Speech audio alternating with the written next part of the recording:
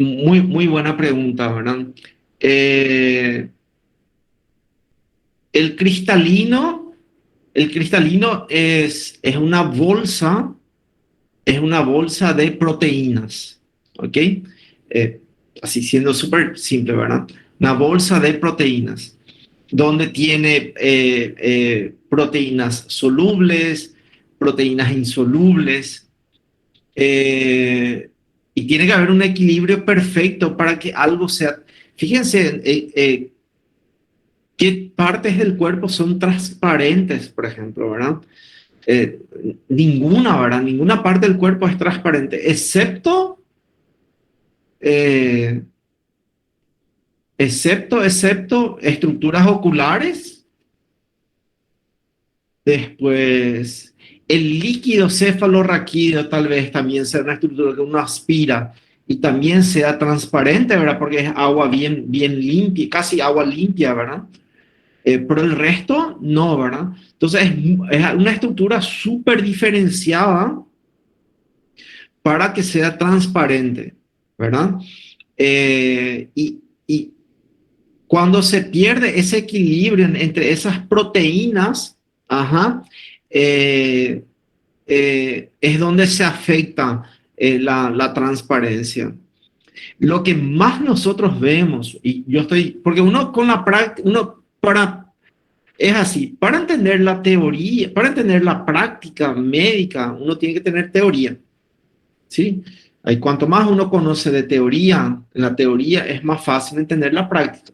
Pero también, cuanto más uno ve en la práctica, los pacientes te van enseñando, uno también hace que sea más fácil entender la teoría, ¿verdad? Eh, y mucho de las alteraciones proteicas, ¿verdad? Que podemos ver, tiene que ver con, yo creo que con, con la glucosa que se adhiere a las proteínas, ¿sí? Eh, Probablemente se altera algún mecanismo de protección de eso con los años, porque catarata vemos muchísimo en pacientes de 70 años más o menos, 60, 70 años. Y si son pacientes más jóvenes, te pongo la firma, 90% de los pacientes de 40, 50 años que tienen catarata son pacientes diabéticos.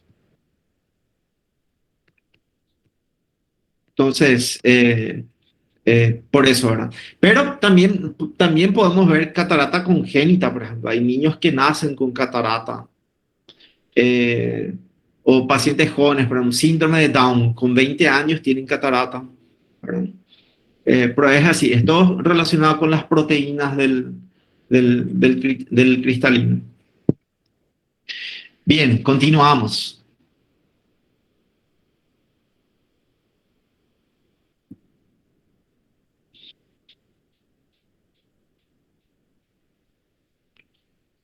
Ok, ok. Bueno, entonces ya saben, ¿verdad? Tenemos la córnea, la esclera, esto se continúa el uno con el otro. Ok, ok, ok. Esto ya vimos. Bueno, vamos a hablar de, de córnea.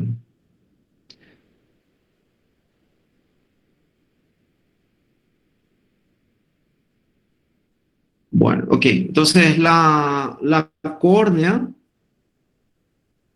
más o menos mide 12 milímetros, ¿verdad? La parte vertical como la horizontal, ¿verdad? Tiene una curvatura normal, ¿verdad? Lo normal es que tenga más o menos la misma curvatura en todos los ejes, ¿verdad? Cuando hay una diferencia de curvatura, es a lo que le llamamos astigmatismo, pero de eso vamos a hablar más adelante.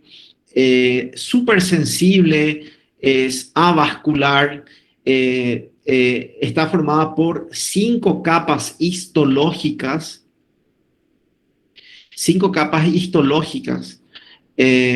siendo la más superficial de todas el epitelio, ¿verdad?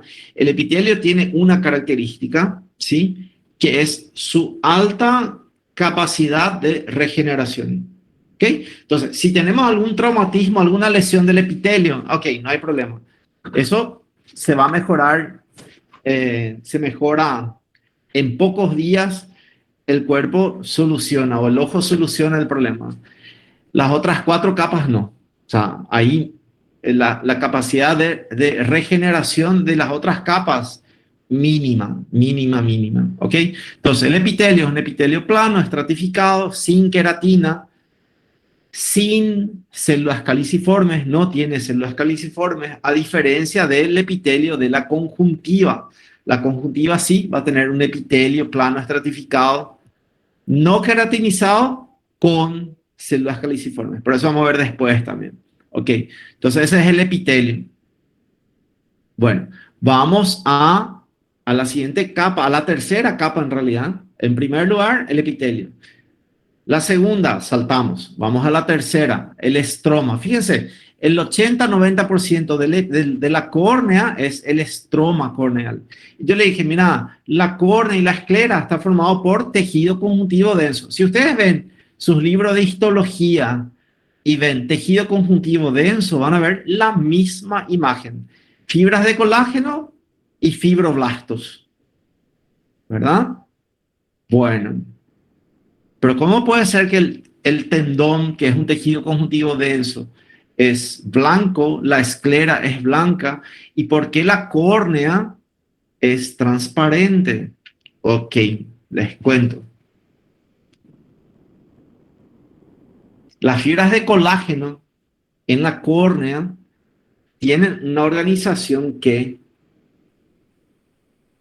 deja espacios entre las fibras de colágeno y está súper regular, así, uno detrás del otro, tuc, tuc, tuc, tuc, y dejan los espacios para que la luz pueda pasar entre las fibras de colágeno. ¿Ok? Y el tejido conjuntivo denso normal no tiene esa organización. Entonces viene la luz y vuelve. Ah, eso también. ¿Qué es el color blanco? El color blanco es la luz que llega a una superficie, choca contra esa superficie. Esta superficie blanca refleja todas las ondas y todas las ondas estimulan nuestros conos. Conos rojos, verdes, azules. Cuando se estimulan los 3 tipos de conos en nuestra retina, nuestro cerebro interpreta como blanco. ¿Ok? Porque esta superficie refleja toda la luz. ¿Qué pasa con una superficie negra? Viene la luz y una superficie negra absorbe la luz. Por eso es que cuando ustedes salen a caminar un día que hay mucho sol, o sea, hay sol fuerte, hace 30 grados, ustedes salen a caminar, el negro es más caliente, el blanco es más fresco. El blanco refleja, el negro absorbe. Entonces, esta superficie absorbe la luz, como no llegan ondas a mis conos, entonces en ese sector de mi retina que no recibe estímulo, no se estimulan los conos, mi cerebro interpreta como negro. ¿Ok? Cuando todos los conos se estimulan, blanco. Cuando ningún cono se estimula, negro. ¿Qué pasa con esta superficie? Esta superficie, vienen todas las ondas, absorbe las ondas correspondientes al rojo y al verde, absorbe, y las ondas que corresponden al azul se refleja, llega a nuestra retina y nuestro cerebro interpreta como azul.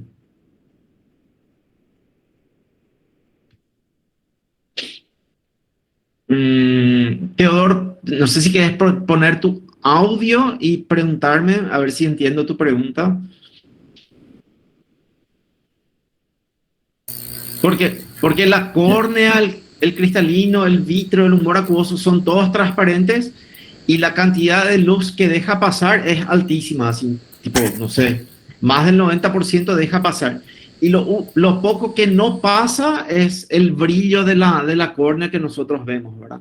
Pero la mayor parte de la luz pasa.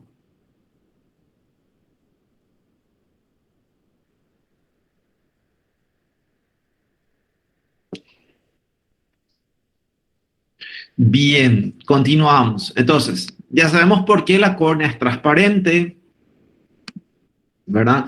Por la alta organización estructural, ¿verdad? Que tenemos de las fibras de colágeno, ¿sí? Eh, y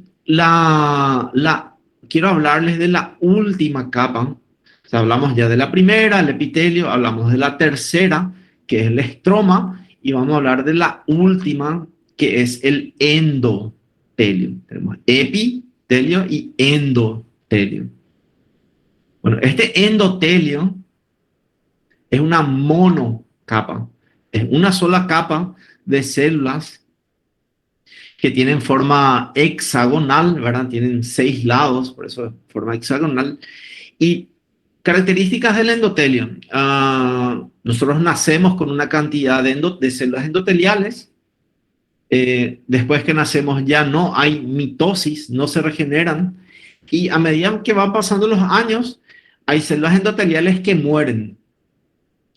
Entonces, muere una célula endotelial y la célula vecina ocupa su lugar. Pero esto es que esta imagen es de un endotelio de una persona joven, de una persona ya más adulta, donde hay menos células endoteliales, pero son más grandes. Y acá ya en una persona probablemente adulta mayor con ya un defecto, ¿verdad? Hay partes de esa cara posterior, de esa cara interna de la retina, que no tiene células endoteliales. ¿Ok? Entonces el número de células endoteliales va disminuyendo a medida que envejecemos. Bueno, ¿y cuál es la función de este endotelio? La función del endotelio es mantener una hidratación adecuada de la córnea. El endotelio tiene células, tiene bombas de sodio y potasio. Bombea sodio para que el agua salga del estroma y vaya hacia acá, hacia el humor acuoso. ¿Por qué hace eso? Porque este colágeno que está acá, él quiere hidratarse por demás, ¿verdad? Entonces, él va peleando y luchando contra eso, manteniendo una hidratación adecuada. ¿Qué pasa cuando no funciona bien este endotelio? El estroma acumula más agua de lo normal, ¿sí? Y a eso se le llama edema. Ok. ¿Qué pasa? Decíamos, ¿qué pasa? Estamos así súper bien organizados, las fibras de colágeno del estroma, y como hay más agua de lo normal, hay edema, y al tener edema se desorganiza un poco. O sea, la córnea pierde transparencia en ese momento. Y el paciente ve menos, ¿sí? Entonces, tipo, eh, eh, yo hice una cirugía de catarata ahora, al mediodía, ¿sí? Terminamos 12:15. eh, y lo primero que yo le voy a controlar mañana a mi paciente, lo primero es cómo está la transparencia de la córnea, ¿verdad? Así cómo reaccionó ese endotelio al trauma que es una cirugía. Entonces, como digo, todo lo que nosotros hablamos en la teoría, después en realidad en la práctica tiene su importancia, ¿sí? Bueno, entonces hablamos de epitelio, estroma, endotelio. La segunda capa es la membrana de Bowman, que es parecido al estroma, tiene fibras de colágeno también, pero lo diferente es que no tiene queratocitos, los fibroblastos, ¿verdad? En realidad no le llamamos en la córnea fibroblastos, le llamamos queratocitos, ¿verdad? A las células del estroma. Y la cuarta capa que nos faltó es la membrana de Descemet, que es la membrana basal del endotelio, ¿sí? Y una característica de la membrana de Descemet es que es una membrana bien bien resistente, ¿sí? Entonces, resistente, después vamos a ver cuando hablemos de patologías de la córnea, vamos a ver la importancia de eso. Pero tengan en cuenta, ¿verdad? Entonces, 5 capas, el 90% está formado por estroma, el epitelio tiene alta capacidad de regeneración, el resto no. Si hay un proceso inflamatorio, una infección en el estroma, se destruye, los queratocitos hasta pueden formar después nuevas fibras de colágeno, pero se pierde la transparencia de la córnea. Eso vamos a ver después cuando hablemos de patologías, ¿verdad? Bueno, y eso es la córnea. Y la esclera es continuación del estroma de la córnea. Entonces la esclera no tiene epitelio, endotelio, no. El estroma es súper parecido a la córnea en ese sentido, ¿verdad? Es parecido a esto, solo que se pierde la transparencia que tiene la córnea.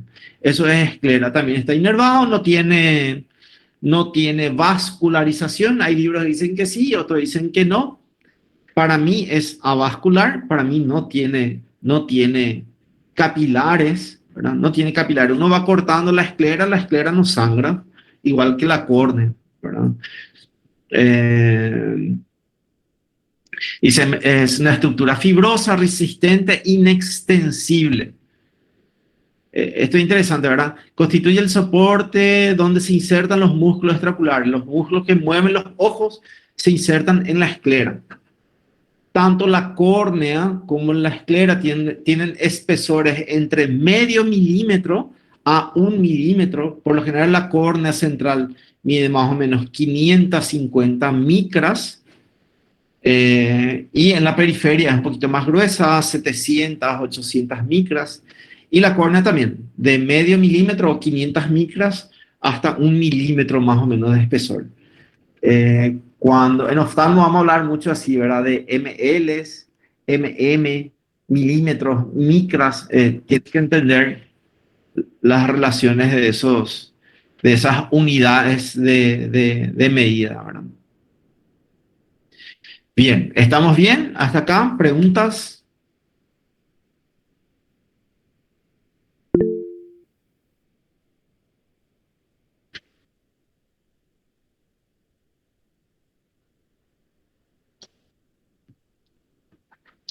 Bien, bueno.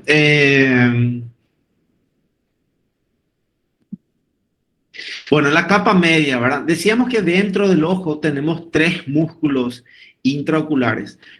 Te juro, les juro, eso no es mentira. Cuando tenía 5 años, me acuerdo súper bien, vivíamos en una casa enfrente de mi habitación. Estaba el baño, ¿verdad? Y no tenía nada que hacer, ¿verdad? Entonces, lo que hacía era entrar en el baño a veces y una vez apagaba la luz, me ponía frente al espejo, apagaba la luz y al prender la luz veía como mi pupila se cerraba. Apagaba la luz, ahí cuando prendía la pupila, ¿verdad? Entonces, hay un músculo que cierra la pupila y hay un músculo que dilata la pupila, ¿verdad? Cuando hay poca luz en el ambiente, la pupila se dilata. Cuando hay mucha luz, la pupila se cierra, ¿verdad? Cuando hay mucha luz, la pupila se cierra. Perfecto. Y después hay otro músculo más. ¿Ok?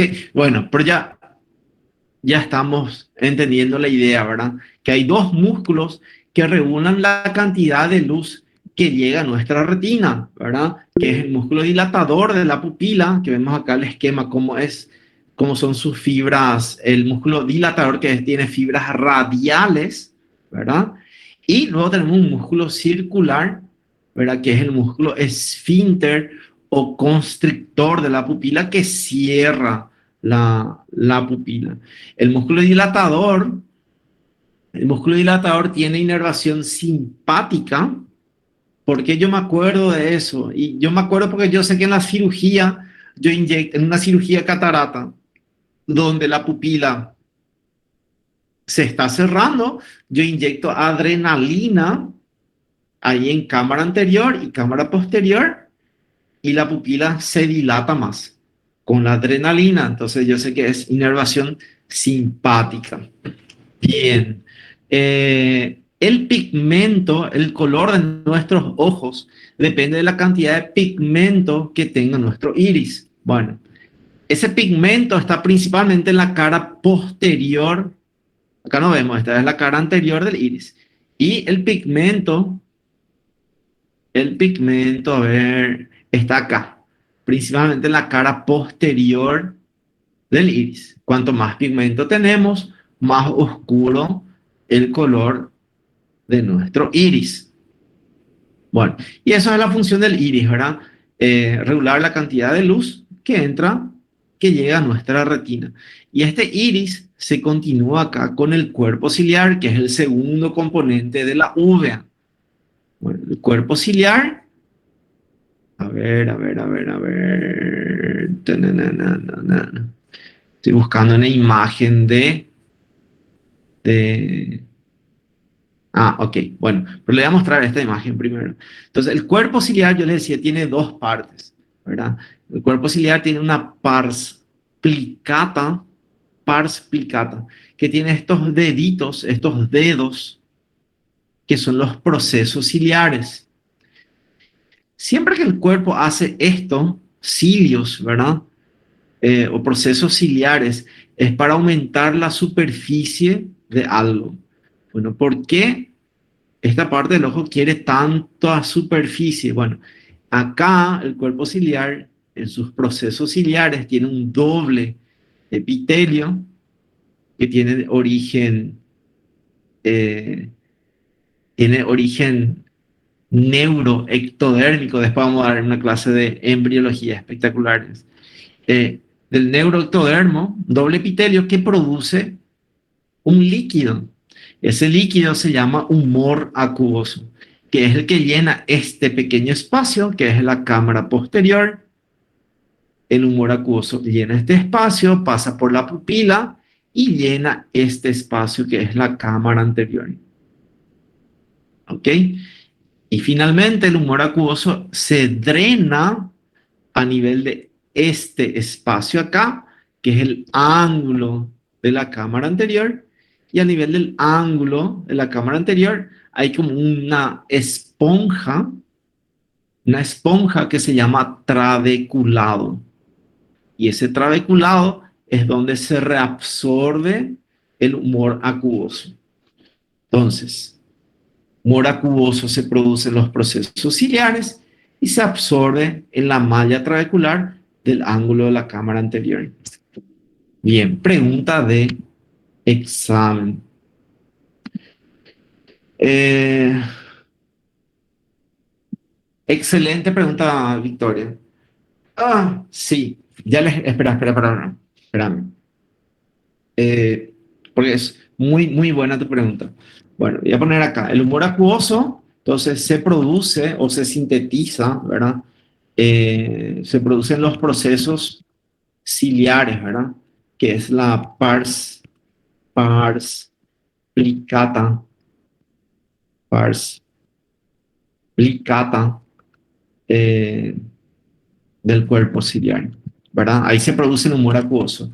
Y el humor acuoso se absorbe eh, en la malla trabecular o trabeculado, ¿verdad? Que está en el ángulo irido corneal. ¿Ok? Donde se produce y donde se absorbe. ¿Por qué eso es importante? Porque después cuando hablemos en glaucoma, que es una patología generalmente asociada a presiones intraoculares altas, el problema está generalmente acá, en la absorción del humor acuoso. Y el tratamiento es muchas veces es acá. Como esto a veces no conseguimos alterar, esto, disminuir la producción de humor acuoso. Es uno de los mecanismos de tratamiento, ¿verdad? Bien, ahora sí, Victoria, te escucho. A ver, sí, para la esclera es más fácil, ¿sí? Porque la esclera, eh, para la esclera es mucho más fácil porque esto que está la esclera, por delante está la conjuntiva, por difusión, perfecto, por difusión, porque está la conjuntiva que está vascularizada, ¿verdad? Que está por delante y por dentro la esclera tiene, la esclera tiene la coroides, que es puro vaso sanguíneo, es pura sangre, ¿verdad? Que también le nutre, entonces él tiene nutrición por difusión de ambos lados, ¿ok? Entonces, para la esclera, lo que nosotros vemos a veces en la esclera es vasos sanguíneos que cruzan la esclera, pero va de la superficie hacia lo más interno o al revés, ¿verdad? Pero la esclera no tiene capilares, uno corta y no sangra, a no ser que uno encuentra un vaso perforante. Ya la córnea sí ya, tiene más, tiene fuentes de nutrición como, por ejemplo, el oxígeno del ambiente, el humor acuoso, ¿verdad? Que rellena esos espacios. El humor acuoso tiene agua, tiene aminoácidos, tiene glucosa, tiene oxígeno. El humor acuoso lo que no tiene son estructuras grandes, o sea, no tiene células. Si tenemos un proceso inflamatorio y células inflamatorias en el humor acuoso, el paciente ve menos. No tiene proteínas, porque la proteína es grande y va a dispersar la luz. Son todas moléculas pequeñas que para que el humor acuoso sea lo más transparente posible, ¿verdad? Entonces, sí, es por difusión a través del oxígeno del ambiente, a partir del humor acuoso, y la última fuente, la tercera y última fuente de nutrición de la córnea es también por los vasos de la conjuntiva que llegan hasta este nivel que es el limbo. El limbo es la zona de transición entre estructura transparente, que es la córnea, y no transparente, que es la esclera. Esta zona de transición es el limbo. Bueno, entonces hay vasos sanguíneos que llegan hasta el limbo, ahí de la conjuntiva, y se cree que también es una fuente de nutrición de la córnea. Así mismo. Que inclusive cuando veamos traumas químicos, una de las cosas que uno evalúa es si hay isquemia en las células, en los vasos sanguíneos limbares, ¿verdad? Les muestro, porque no les miento. Ah,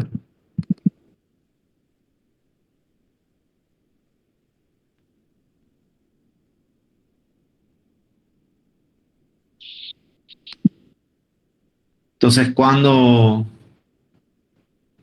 Vale.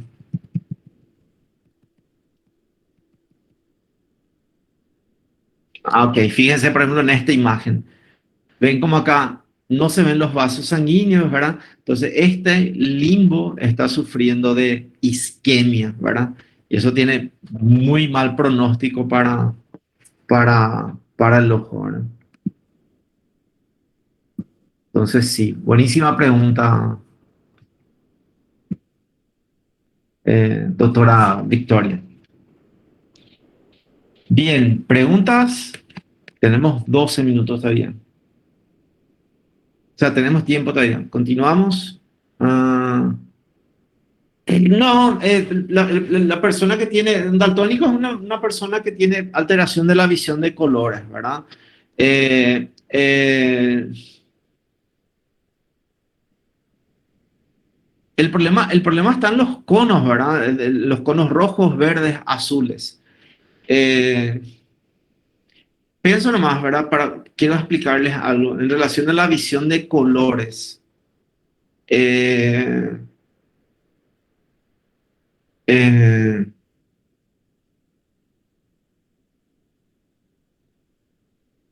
¿Cómo vos sabés que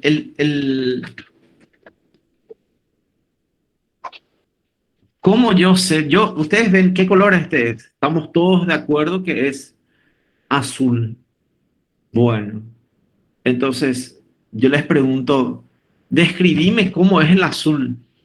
Y no es verdad, no da para describir un color. Eh, lo que les quiero decir nomás es que tal vez yo veo de este color, pero vos ves esto y ves de este color, pero vos aprendiste que este color es el azul y cuando vos ves esto, a vos te parece que es negro. O sea, el tema, por eso, si ustedes entendieron lo que yo dije hace rato, le dije, las longitudes de onda se absorben, se reflejan, llegan a la retina, estimulan los conos. Y yo dije así, nuestro cerebro interpreta como X color. Es una cuestión de interpretación. O sea, yo no estoy... eh, yo puedo ver en azul y a otra persona le parece que es otro color. Eso puede pasar. Sí. No, no hay pacientes que consultan, doctor, eu não enxergo o azul. O cara enxerga o que ele enxerga, entendeu? Entonces él no se da cuenta que él tiene un defecto en la visión de los colores. Él ve lo que él ve. Eh, el hallazgo de una persona daltónica es probablemente la mayoría de las veces es casual. La persona no se da cuenta que tiene dificultades, o sea, que tiene una alteración en la visión de colores. Por eso es una interpretación.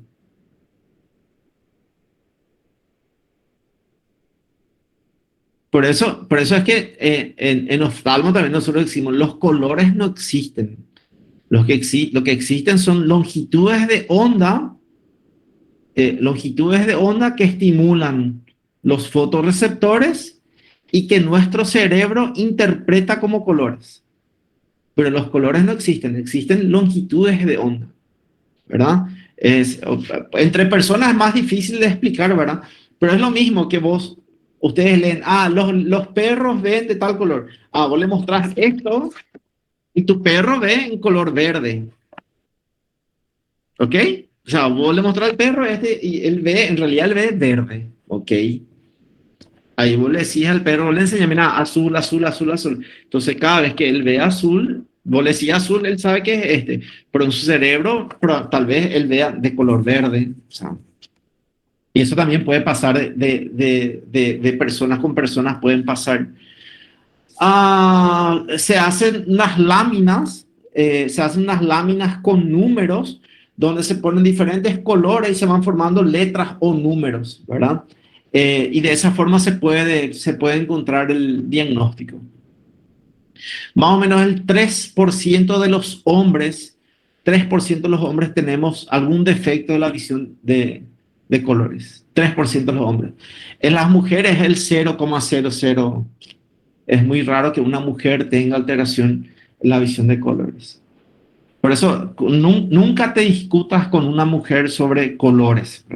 Para el hombre no es muy fácil. Para el hombre hay blanco, verde, rojo, verde, azul, amarillo y ya está.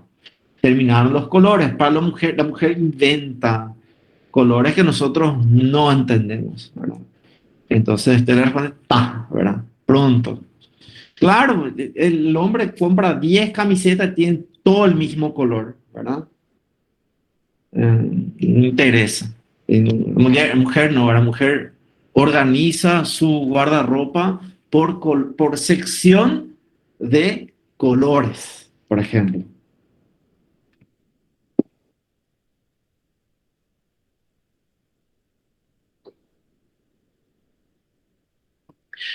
Bien, continuamos. Ya, ok.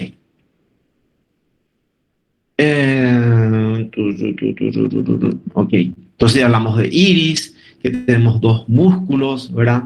Que regulan la cantidad de luz que llega a nuestros ojos. Y hablamos de cuerpo ciliar, que tiene dos partes, una pars plicata, que produce el humor acuoso, ¿sí? Detrás de la pars plicata hay una pars plana, que es la parte más aburrida. Mira, tipo, pars plicata tiene 70, 80 dedos, que son los procesos ciliares, bla, bla, bla. Pars plana, menos vascularizado, punto. No tiene nada interesante. Sí tiene. Gracias a que está menos vascularizado, todas las cirugías que queremos hacer o incisiones que queremos hacer dentro del ojo, sobre todo en la parte posterior del ojo. Si yo quiero inyectar un medicamento dentro del ojo, en el vítreo, ahí cerca de la retina, yo voy a inyectar esa jeringa de tal forma que entre donde está la pars plana. ¿Por qué? Si yo inyecto acá donde está la pars plicata, ¿verdad? Si yo inyecto acá donde está la pars plicata, va a sangrar o puedo agarrar el cristalino. Entonces yo inyecto acá donde está la pars plana. Está menos vascularizado, menos chances de que haga una hemorragia. Entonces yo hago acá. O cirugías, por ejemplo, también están las vitrectomías vía pars plana. Las heridas de incisión se hacen acá, en la pars plana. ¿Da para hacer más atrás? No. ¿Por qué no? Porque ahí ya está la coroides, que es pura sangre, supervascularizado, y está la retina. Si yo perforo la retina, puedo tener un desprendimiento de retina. ¿Ok? Bien. Fíjense, cristalina va a hablar en otra clase otra vez, ¿verdad? Pero fíjense, están las fibras sonulares que unen acá el cuerpo ciliar con el cristalino, ¿verdad? Que son pequeños hilitos que lo que menos queremos ver en una cirugía de catarata es ver esto. Es lo peor, una de las peores cosas que nos puede pasar. Ah, bueno, y eso, a ver qué más. Coroides, pura sangre, pura sangre, ¿verdad? Vasos grandes, vasos medianos, vasos pequeños, que son los capilares, que están en contacto con la retina. La semana que viene vamos a hablar de retina. Son 10 capas de la retina y la retina tiene doble vascularización. Una es dependiente de la arteria central de la retina y la otra es dependiente de la coroides. Cuando la retina se desprende, también se desprende de la coroides, ¿verdad? Entonces pierde parte de su nutrición. Por eso es que un desprendimiento de retina es tan complicado, porque cuando la retina está desprendida, está sufriendo isquemia, ya que se aleja de la coroides. Aparte, otra cosa, la retina, vamos a ver, pues es súper interesante. La retina tiene 10 capas. 9 son transparentes, solo una capa tiene color, ¿verdad? Que tiene pigmento, ¿verdad? Que está por acá. Entonces viene la luz, estimula los fotorreceptores. ¿Y dónde termina la luz? Donde es oscuro, que es el EPR. El EPR se calienta por culpa de la luz. Entonces la coroides, que es sangre, actúa como un radiador y va enfriando la retina. Aparte de darle nutrición y todo eso, ¿verdad? Pero otra cosa que hace es enfriar la retina. Bien, excelente. Justito nos dio el tiempo. Jonathan ya va, gracias a Dios, va a participar ya de la clase. A ver, Cálida, no entendí, saben de nada, gente. No entendí. ¿Qué pasó?